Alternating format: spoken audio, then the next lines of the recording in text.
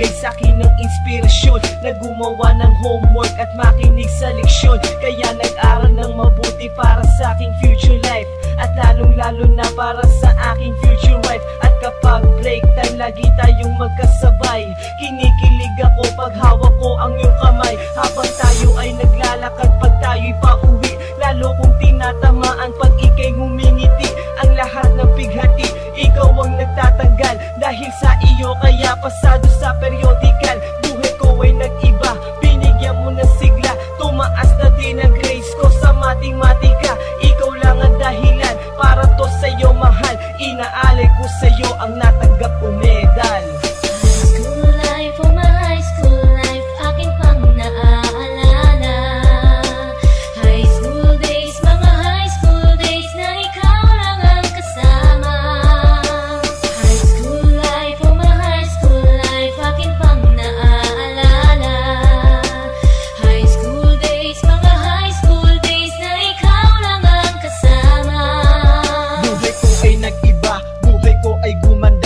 Maraming bumilib at maraming nagtaka. Ganito pala ang feeling pag ikaw ay nagmahal. Araw-araw at gabi-gabi akong nagdarasal na sana'y ikaw na nga ang inilaan sa akin. Makasama ko sa buhay para aking mahalin. Nang ako yung sagutin, muntikan na akong madrop. Pero dahil sa iyo, naabot ko pa ang ulap. Ngunit ang kapalit, bakit ka bigla nagbago? Lagi kang tulala at parang lagi kang kabado. Hindi ka pumapasok, saan ka nagpupunta? Bumababa na mga grado mo, ano ba ang problema? Nakausapin ka, bigla ka napaiyak. Mabigat ang iyong dala-dala at yan ang natiyak. Nang ikaw ay tinanong, hindi mo ko sinagot. Tumakbo ka pa, alis na para bang ikay takot. Bakit?